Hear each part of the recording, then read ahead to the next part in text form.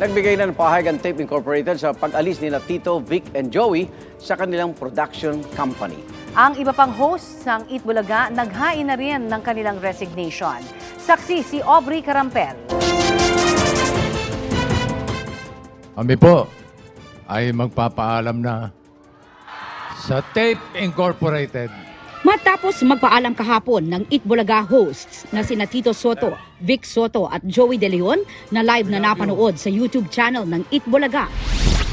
Ipinost kanina ng misis ni Bossing na si Pauline Luna sa kanyang Instagram stories ang resignation letter na pirmado ng ilan pang hosts ng Eat Bulaga na sina Paulo Ballesteros, Jose Manalo, Maine Mendoza, Riza May Dizon, Wally Bayola, Ryan Agoncillo at Alan Kay.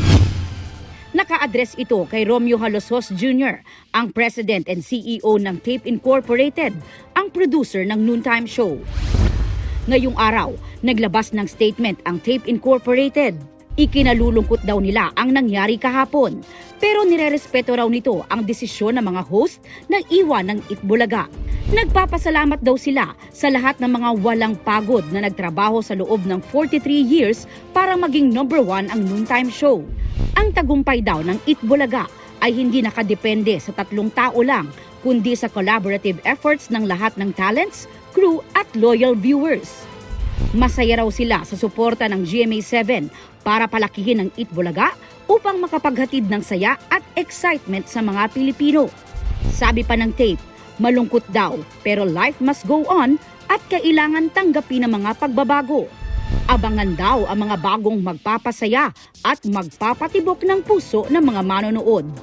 Ang pag-alis nila ng mga host ay hindi dahilan para tumigil ang ikot ng mundo. Nakapirma sa naturang statement sina Tape Incorporated President and CEO Romeo John M. Halosos Jr.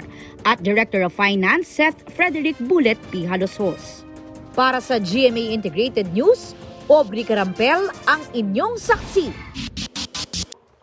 Mga kapuso, saksihan ang unang pasok ng mga balita.